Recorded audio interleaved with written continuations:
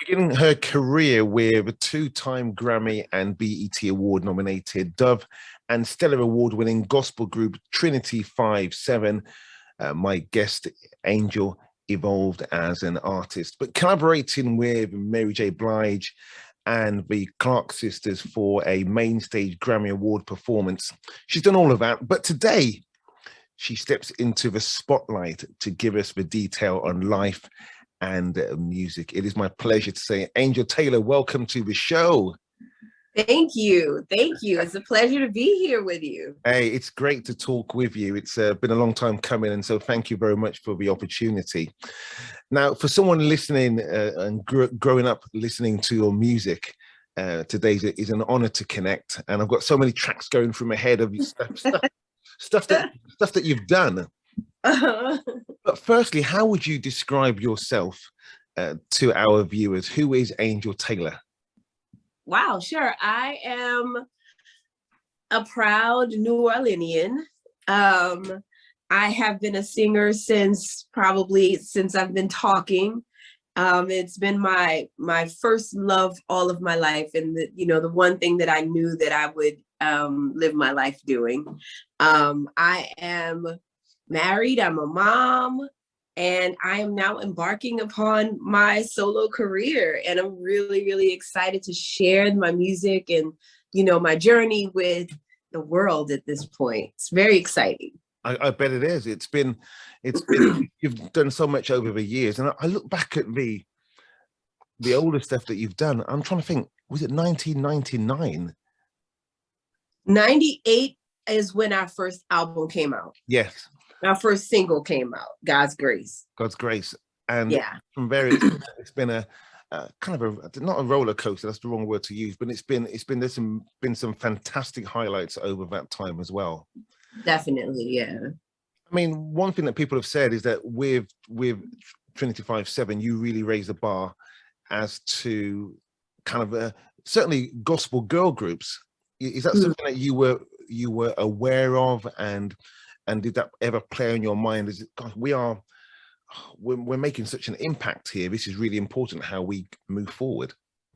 Those are not things that, or at least for me, those are not things that we thought about then. You are in the moment, and you know what I mean? You don't really know the impact that you're making until someone comes and tells you, oh my God, your record saved my life, or your record got me to college. Your record helped me through a breakup.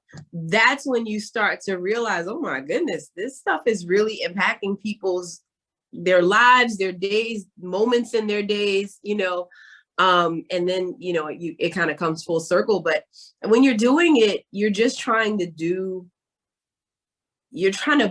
walk out your assignment that God has given you. You're just trying to be in that space. And so it's almost like tunnel vision. So it is great when you kind of get a glimpse outside yourself, as to how you're affecting people. That part is the most amazing part to me. Yeah, I can well imagine. Now, was it always your intention to go solo? And since that time, how has that transition been for you? It was, I never thought I'd be in a group. Okay. But I went to school me and Chanel went to high school together. So I saw her one day after we graduated, and she was like, hey, do you want to be in the group? We already have a record label. We just have to sing for them in a couple of weeks. So I was like, well, yeah. So it has always been a dream. I never thought it would be 25 years later. Incredible. Never thought it would take that long, but I am so appreciative of the timing and how strategic God is. He knows what you can handle, when you can handle it, and when it's your time. He's not going to put you out into a space that isn't ready for you. And so I really appreciate that about this part of my journey. I feel like it's time. That's fantastic. Really good to hear that not only is it time, you're walking in that, and you can also acknowledge that as well. Now, you're signed to Aspire Music, and I saw the name Fred Jerkins as part of the executives involved. So you're in good hands, right? I'm in good hands. Fred is doing radio. He's working radio, and he's amazing at what he does. And yeah, I'm assigned to Aspire Music as well as 1RPM. And it's just a really great place. It feels completely different than anything I've ever been a part of. And I keep saying it, but I'm really amazed at God every single day. I'm like, wow, things are really, the things that I prayed for are really happening. And he's just, putting people in place. And I've just been in awe of that. So how do you think that your experience of being in such a high profile pivotal group has helped you on your solo journey? What are some of the key differences, would you say? I would say it's definitely helped, based on the fact that I'm not starting at zero, and that's a blessing. When I show up, people, they know who my group is, and, a lot of people love the music and have the respect for the legacy that the group has left. So I'm blessed to have that. Yeah. It was hard work. It wasn't just thrown at me. You know what I mean? It's something that we definitely worked hard for in those 20 some odd years. Yeah. But I am blessed. I'm blessed to not have to start at ground zero, already kind of have that legacy working for me. And the single Speak is your take on that Donnie McClurkin classic, Speak to My Heart. Yeah. What feedback have you had from him, if any? You know what? I did call him. I recorded that song around 2016. And so during that time, I gave him a call. I said, hey, I've, done your song. I just want to make sure I get your blessing. And he was very positive and definitely gave me his blessing. I would love to hear his reaction, to, listening to the song. And I'd love to actually do a performance with him. I think that would be so great. Oh, yeah. Definitely. Right? I mean, he's a legend. Two great voices together. Recently, he came to the UK, and we know, his legacy is so powerful as well. So, there's an invitation to the UK, by the way, right?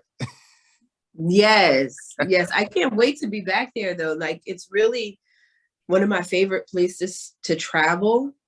And I just am amazed at how good the food is. Like, no matter the type of restaurant you go to, if you go to an Indian restaurant, it's amazing. If you go to a Jamaican restaurant, the food's amazing. It's like, why is your food so amazing? So yeah, it's one of my favorite places, not just because of the food, but that's a great compliment. A big role. We'll take that. Yeah. And talking of takeaways, what do you take away, or what would be your takeaway from the song, Speak? What message would you like to leave the public? The same one that the song leaves me with, and that is a reminder that God is always speaking to us. We're not always listening. We're not always in tune. And, we sometimes have to clear out space and get in a quiet mindset and, really focus on what is he trying to say to me? What direction is he pointing me in? So a lot, I feel like a lot of times we feel like God is just kind of not paying attention to us, and he is, but it's us who are not paying attention to him. So that's really the takeaway. And just to let people know that the channel's always open. God really is always inviting us into his space, and he wants that relationship. So whenever we open up and let him into our hearts, he's ready. He's always waiting for us to do that. Yeah, that's beautiful. Love to hear that. So you mentioned that, you're not starting from ground zero, which is great. And with all of those years of experience, what would be your advice to young artists, or even older artists who are maybe just starting out?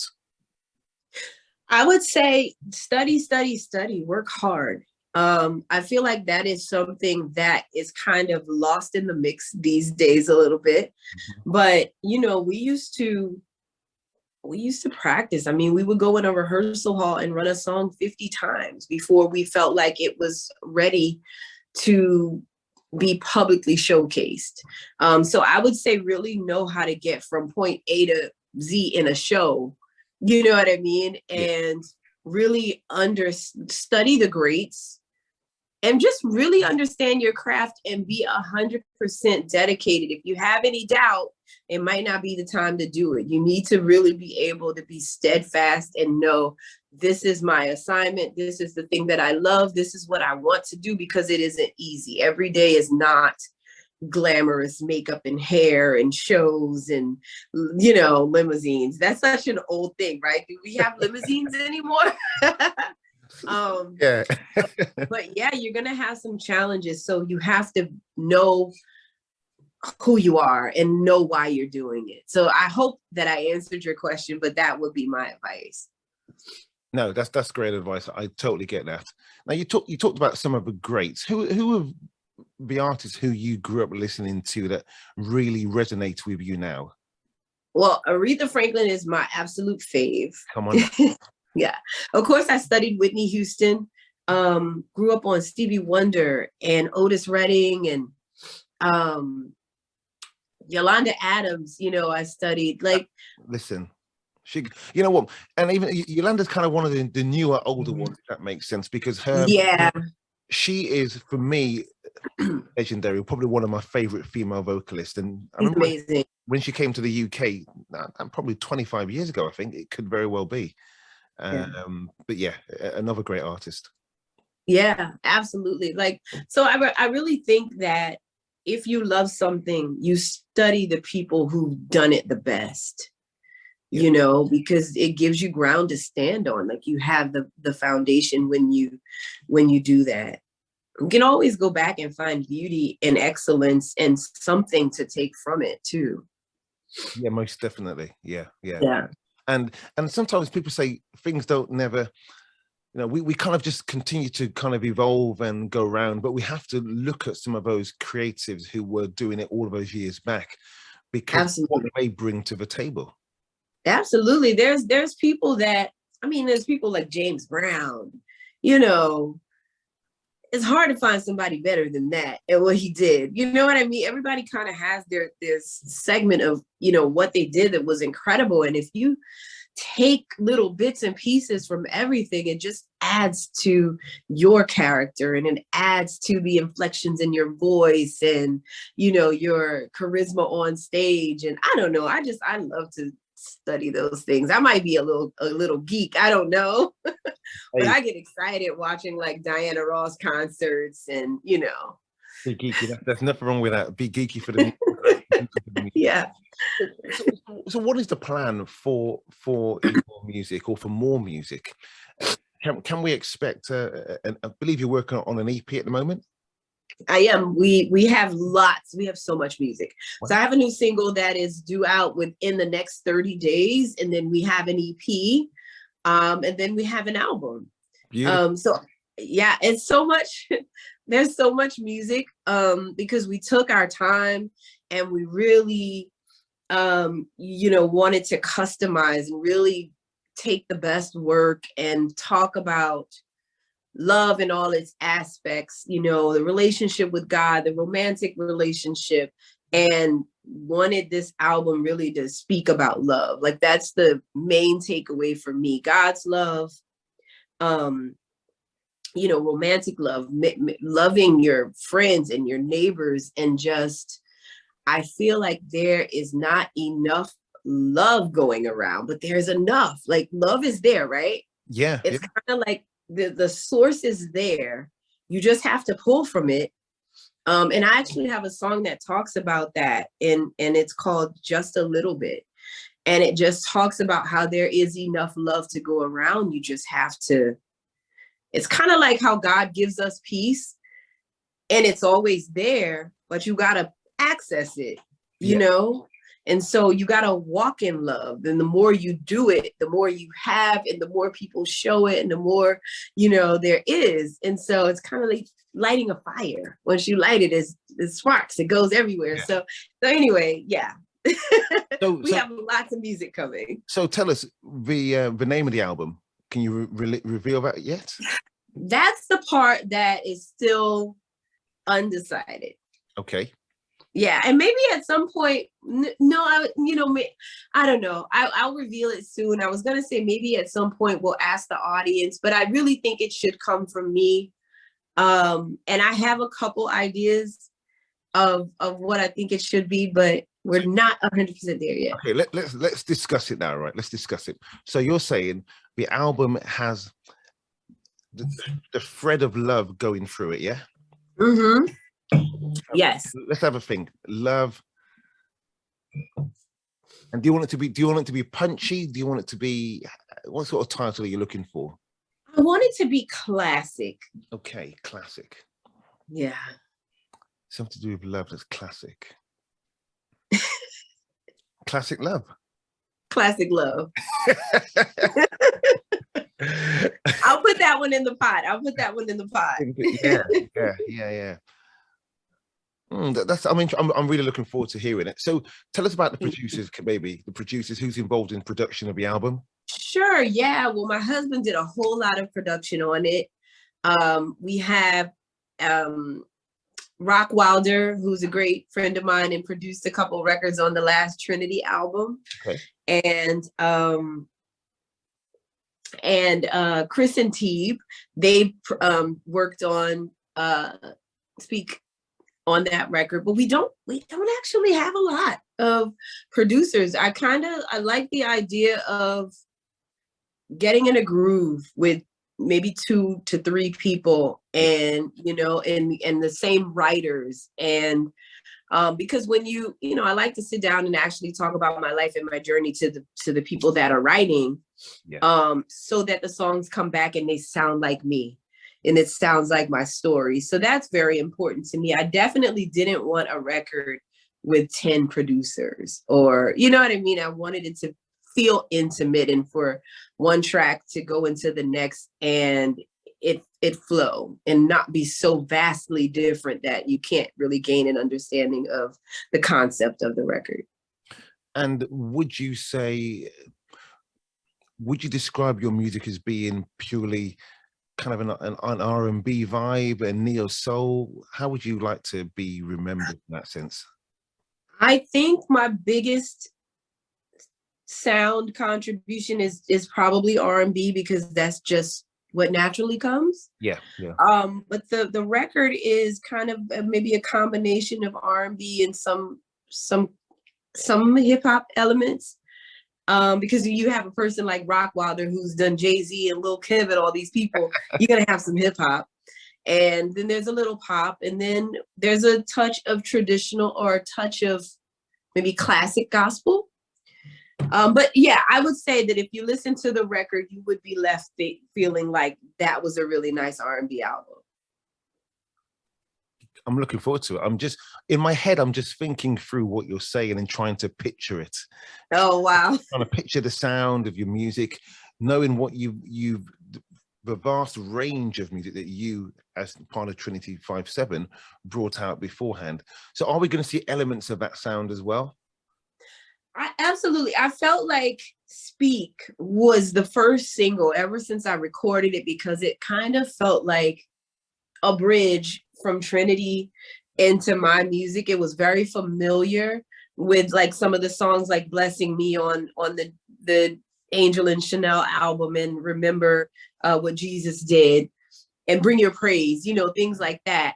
And I felt like this takes that audience from there, on the other side of the bridge in the journey with me. But I think that a lot of the music will probably remind you of Trin-i-tee 5/7, because it was my biggest job in the group. Like Chanel's job was to captain the shows. She was, the person that led us on stage, and my job was to lead us in the studio. So a lot of the vocal production and a lot of the sound came from me, you know, be kind of being the leader in that way. So you're definitely going to hear things that remind you of Trin-i-tee, because it's the same person.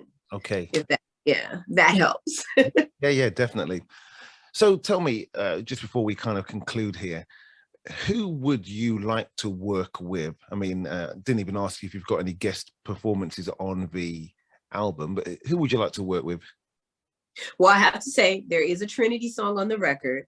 Me and Chanel got in the studio and had a great time. But Babyface is probably my #1 person that I just have to work with before I'm done. Yeah, I think he's an amazing producer. I really need to get in the studio and understand how he lays his background vocals, because I haven't been able to figure that out yet. But yeah, he's one of my faves. One of my favorite voices is Brandy, Tony Braxton. It'd be an honor to work with, you know, any of them. Yeah. Some great musicians and artists in their own right as well. Yes, yeah. So tell us how people can follow you. Looking forward to the new album as well. Sure, I am Love Angel Taylor across all social media. Simple as that. Love Angel. Really simple. We kept it simple.